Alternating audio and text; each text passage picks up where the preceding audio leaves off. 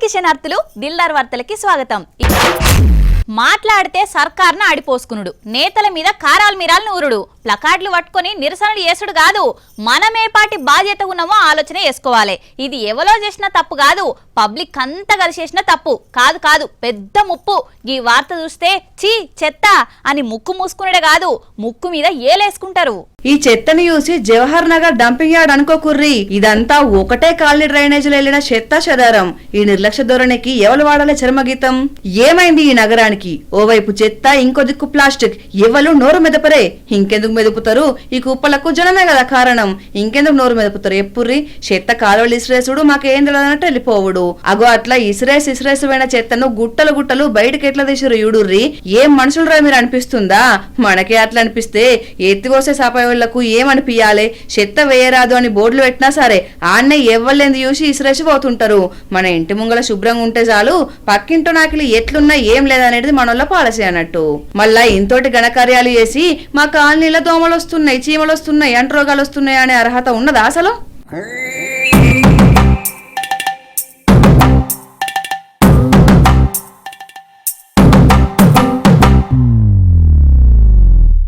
ఇక ఈ చెత్త వార్తకొస్తే వర్షకాలం కదా, కరీంనగర్ మున్సిపల్ కార్పొరేషన్ మురికి కాల్వలు శుభ్రం చేసే పని పెట్టుకున్నది. అట్లా వేసుకుంటూ పోతుంటే శివ థియేటర్ కోటు రోడ్డులా చిన్న డ్రైనేజీలు వెళ్ళిన చెత్తగిదంతా. ఇలా లేని వస్తువు లేదనుకో రాదుర్రి, ఇంట్లో పనికి రాదనుకున్నాయన్ని మురికి కాలువలనే ఇసిరేసిర్రు. ప్లాస్టిక్ చూడుర్రి ఎంత వెళ్ళిందో, తీసిరు కాబట్టి సరిపోయింది. లేదంటే వానలు దంచి కొడితే నీళ్ళేటు పోవాలి, పొంగి పొర్లి ఇండ్లు మునగాలి, అప్పుడు మళ్ళా సర్కారు మీద తొయ్యాలి. ఇదే నా పబ్లిక్ కున్న సోయి. ప్రతి పని సర్కారు చేతులు ఉండదు, జనంకు కూడా సోయి రావాలి కదా.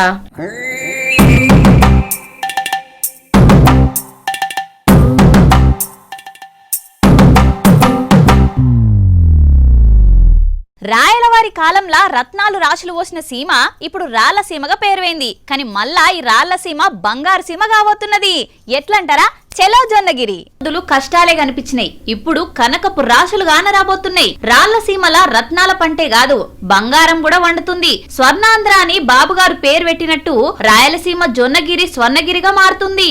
ఇక బయటి దేశాలకెళ్లి బంగారం తెచ్చుకోవాల్సిన పని లేదు, మనమే బంగారం సప్లై చేయొచ్చు అని అంటున్నారు వ్యాపారులు. కర్నూలు జిల్లా జొన్నగిరి గోల్డ్ ప్రాజెక్టు మొదలైంది కదా, బంగారు బార్ల అమ్మకాలు మొదలైనాయి. అన్ని అనుకున్నట్టు జరిగితే ఈడనే క్లస్టర్లు పెట్టి సూరత్, బాంబే లెక్క నగల తయారీ కార్ఖానే వేస్తారట.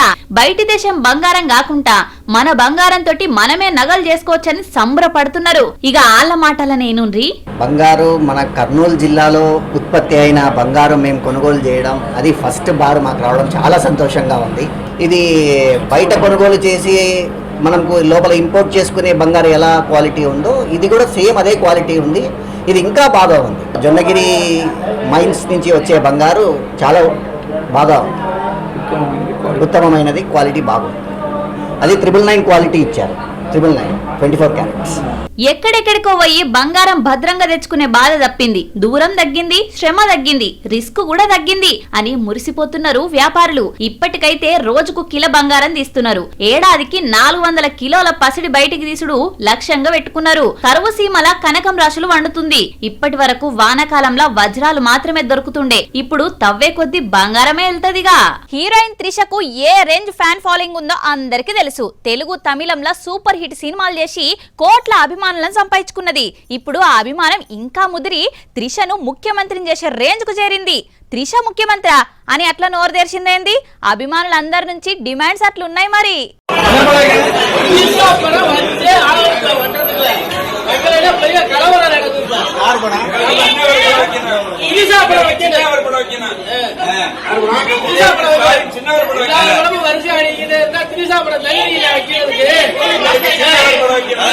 Tamil Nadu Karaikudi municipal corporation meeting లా కొత్త లొల్లి మోపైంది. సమావేశ మందిరంలో కొత్త సీఎం అయిన విజయ్ ఫోటో ఒకటే ఎట్లా పెడతారు, మాజీ సీఎంల ఫోటోలు ఎందుకు పెట్టారని ప్రతిపక్షాలు పట్టుబట్టిర్రు. పట్టుబట్టుడే కాదు, జయలలిత, కరుణానిధి, పళనిస్వామి, స్టాలిన్ ఫోటోలు కూడా పెట్టిర్రు. ఇక ఇది చూసిన ఈ కౌన్సిలర్ మేయర్ కు అభిమానం కట్టలు తెచ్చుకున్నది. అధ్యక్ష, ఈ ఫోటోలల్లా త్రిష ఫోటో కూడా పెట్టాలి. అసలు తమిళనాడులో రాజకీయ మార్పుకు ఆమెనే కారణం. కాబోయే ముఖ్యమంత్రి త్రిష అని ఆమె ఫోటో కూడా పెట్టాలని డిమాండ్ చేసుడు తోటి హాల్ అంతా ఒక్క సెకండ్ సైలెంట్ అయ్యి మళ్ళా గోడుకొని నవ్వుల పువ్వులైనాయి. మరి ఈ డిమాండ్ విన్నాక త్రిష కూడా మనసు మార్చుకొని రాజకీయ రంగ ప్రవేశం చేస్తుందో మన లెక్క నవ్వుతో లైట్ తీసుకుంటుందో ముందు ముందు చూడాలి. మందుబాబులు అబద్ధం చెప్పారన్నది ఎంత నిజమో మందుబాబుల మీద సర్కార్లో నడుస్తున్నాయి అన్నది కూడా కాదనలేని నిజం. మరి అట్లాంటి మందుబాబుల మనోభావాలు దెబ్బతింటే దాని పర్యావసనం ఎట్లుంటది, పార్టీలకు ఎంత చెడ్డ పేరొస్తది అని ఆవేదన వ్యక్తం చేసిండు ఎంపీ గారు. ఎక్కడికక్కడ ఈ డ్రంక్ అండ్ డ్రైవ్ కేసెస్ పట్టుకుంటున్నారు సార్. ఎక్కడ ఎస్ఐ డిపార్ట్మెంట్ పోలీస్ క్వార్టర్స్ దగ్గరలో అయినా కానీ ఎక్కడైనా కానీ పల్లెల్లో పట్టుకుంటున్నారు. విపరీతమైన చలాలు చేస్తున్నారు సార్. జంగారెడ్డిగూడెం అయినా కానివ్వండి, అలాగే కొన్ని పల్లెల్లో చింతపూడి ఏరియా పల్లెల్లో అయినా కానివ్వండి, అటు పోలవరం ఇటు సైడ్ వాళ్ళకందరూ కూడా విపరీతంగా ఈ డ్రంక్ అండ్ డ్రైవ్ ప్లస్ చలాన్లన్నీ కూడా విపరీతంగా వేస్తున్నారని కంప్లైంట్ సార్. అరే రేసోళ్ళేమో చలానేస్తారు, మందుబాబులేమో కంప్లైంట్ ఇస్తారు, ఈ లీడర్లేమో వార్నింగ్లు ఇస్తారు. రాష్ట్ర పరిపాలన అంతా మందుబాబుల చుట్టూ ఎట్లా తిరుగుతుందో చూడుండ్రి. చలాను ఇప్పుడు ఏమవుతుందంటే సార్, పల్లెల్లో ఏమవుతుందంటే ఒక పల్లెల్లో ఇది చేస్తున్నారు, ఆ పల్లెల్లో డ్రంక్ అండ్ డ్రైవ్ చేసేస్తున్నారు, అతనికి పెనాల్టీ వేస్తున్నారు. ఎవరు స్మాల్ ఫెలో ఉన్నాడు, పెనాల్టీ వేస్తున్నారు. విపరీతంగా ప్రాబ్లమ్స్ వస్తున్నాయి సార్.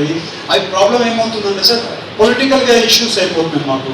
సో కొంచెమైనా కానీ కొంచెం అది ఫ్లెక్సిబిలిటీగా అది ఎట్లా యాజ్ పర్ రూల్ ప్రకారమే మీరు చూడండి sir. But how to control, మాకు కూడా గవర్నమెంట్ మీద అగెనిస్ట్ రాకుండా అది కొంచెం ఎట్లా బ్యాలెన్స్ చేయాలో కొంచెం చూడండి సార్. డ్రంక్ అండ్ డ్రైవ్ల కేసులు చలాన్లు ఎక్కువ అవుతున్నాయి. మందుబాబులకెళ్ళి రోజుకు 30 ఫోన్లు వస్తున్నాయి. వాళ్ళకు మేము ఏం సమాధానం చెప్పారే? మా పార్టీకి ఎంత చెడ్డ పేరు వస్తుంది. రూల్స్ లో కూడా కొంచెం ఫ్లెక్సిబిలిటీ ఇయ్యాలని సీదా ఎస్పీ సార్కే సలహాలిచ్చిండు ఏలూరు ఎంపీ పుట్ట మహేష్. ఈ మాత్రం హింట్ ఇస్తే మందుబాబులు చెలరేగిపోతారు కావచ్చు. డ్రంక్ అండ్ డ్రైవ్ లో దొరికినోళ్ళు నేనెవలో తెలుసా? ఏలూరు ఎంపీ గారి తాలూకా అని ఎన్ని ఫోన్లు చేసిరో ఏమో సార్కు. మరి డ్రంక్ అండ్ డ్రైవ్ లో దొరికిన వాళ్ళకు ఎట్లాంటి వెసులు బాటిస్తే బాగుంటుందో కూడా మీరే చెప్తే అయిపోవు కదా సార్.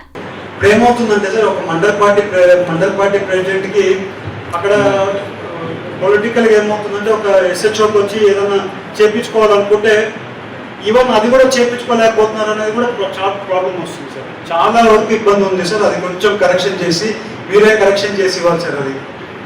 అది కొంచెం ఫ్లెక్సిబిలిటీ ఉండే మండల్ పార్టీ ప్రెసిడెంట్స్కి కొంచెం ఫ్లెక్సిబిలిటీ ఇస్తే కొంచెం ఎస్హెచ్ఓలో కొంచెం ఏదైనా కానీ పని చేసుకోవడానికి వాళ్ళకి కొంచెం లూజ్ హ్యాండ్ ఇచ్చి కొంచెం వాళ్ళు వచ్చినప్పుడు ఏదైనా వాళ్ళ కార్యకర్తలు ఉన్నా ఏదైనా కొంచెం సపోర్ట్ చేస్తుంటే, అంటే నేను అనేది మేజర్ ఇష్యూస్ లేకపోతే చిన్న స్మాల్ ఇష్యూస్ ఏమన్నా కూడా సపోర్ట్. ఎలక్షన్లో నిలబడ్డ అభ్యర్థికి ఎవరు పోటీ లేకపోతే ఏకగ్రీవ ఎన్నిక చేస్తుంటారు. ఉన్న ఒక్క అభ్యర్థిని లీడర్ గా ఖరారు చేస్తుంటారు ఆఫీసర్లు.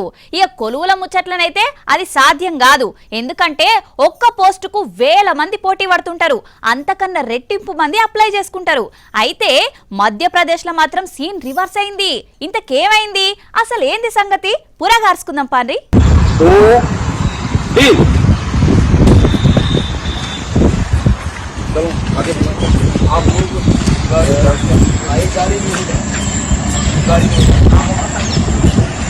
ఇదేందయో ఇది, పోటీల అభ్యర్థులు ఎవరు 1 2 3 అని రన్నింగ్ షురూ చేసిండ్రేందని పరేషాన్ అవుతున్నారు కదా.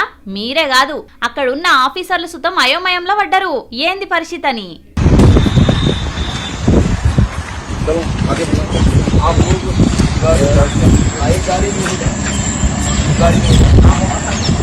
ఇక ముచ్చటేందంటే మధ్యప్రదేశ్ ఫారెస్ట్ డిపార్ట్మెంట్ లా ఖాళీగున్న 8 పోస్టులకు నోటిఫికేషన్ ఇచ్చిండ్రు ఆఫీసర్లు. ఇక వీటి కోసం 3 తెగల అభ్యర్థులను పిలిచిర్రు. అందులో 26 మంది అభ్యర్థుల్ని ఎంపిక చేసి ఫిజికల్ పరీక్షలకు పిలిస్తే గీమె ఒక్కతే వచ్చింది. ఇక పోటీనే లేనప్పుడు ఉరుకుతేంది, తీర్పాటుగా నడుచుకుంటా పోతేంది. గెలుపు మనదేనని గీ అక్క కూడా నిమ్మలంగా నడుచుకుంటేనే మిషన్ కంప్లీట్ చేసింది. ఫారెస్ట్ డిపార్ట్మెంట్ లా కొలుగొట్టింది. 15 కిలోమీటర్ల పరుగు పందాన్ని నడకతోని సాధించి జాబు దక్కించుకున్నదిగా. అయితే తక్కువ పోస్టులకు ఎక్కువ పోటీ ఉంటదని ఎవ్వరు రాలేదట. పోటీకొచ్చిన గీమె ఒక్కదానికి విజయం దక్కిందన్నట్టు. ప్రైవేటు కొలువులంటే ఆలోచిస్తామేమో గాని సర్కార్ కొలువులంటే అర సెకన్ కూడా ఆలస్యం చేయం. ఎమ్మటే అప్లై చేసి కొలువుల కోసం కన్లు కాయలు కాసేటట్టు ఎదురు చూస్తుంటాం. అసొంటిది కండ్ల ముంగటికొచ్చిన జాబును కాలుతోందనుకున్న ఆళ్లను ఏమనాలిగా. వేడుకుందామా వేడుకుందామా వేడుకుందామా వెంకటగిరి వెంకటేశ్వరుని వేడుకుందామా ఆ వెంకన్న కొండకు గిట్ల పాట పాడుకుంటా భక్తజనం రోజు తరలొస్తూనే ఉంటారు కదా నుల్లా. ఆ తిరుమలేశ్వరుని జీవితంలో ఒక్కసారన్న దర్శనం చేసుకోవాలని ఆశపడతారు కదా. ఇగో ఇది కూడా గట్లనే ఆశపడ్డది కావచ్చు. అబ్బో డైరెక్ట్ గా షాపింగ్ కి పోయింది కదా, అగో అట్లే వస్తుంది. నేనే రంగురంగులలో మెరిసిపోతానంటే ఇక్కడ ఇంకింత రంగులమయంగా ఉన్నది కదా అనుకున్నట్టున్నది కావచ్చు. గాజుల దుకాణంలో మెడ చుట్టూ దింపుకుంటా ఏ డిజైన్ మంచిగా ఉంది, ఏ మోడల్ బాగుంది అని సెలెక్ట్ చేస్తుంది కావచ్చు.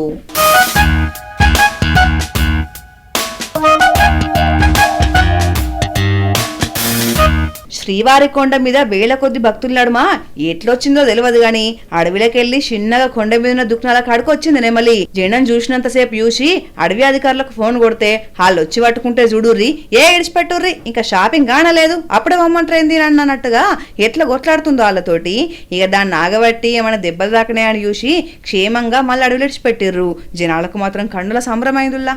రామాయణంలా రామునికి సాయం చేసినాయి, ఈ కలియుగంలా మానవులకు సుక్కలు చూపెడుతున్నాయి. అప్పుడు చూసి రమ్మంటే కాల్చొచ్చిండు కదా ఆంజనేయుడు, ఇప్పుడు కూడా అంతకు మించే చేస్తున్నాయి వానరాలు. చూడుండ్రి, రామాయణంలా కిష్కింధకాండ చదువుకున్నాం కదా, ఇప్పుడు ఊరూరుకు స్వయంగా చూస్తున్నాం. వారధి గట్టిన వానర సైన్యం వరిమడిలా చూడుండ్రి ఏం చేస్తున్నాయో. సిద్దిపేట జిల్లా నంగనూర్లే రైతులేంది చూసి నార్ మీదికి దండెత్తినాయి.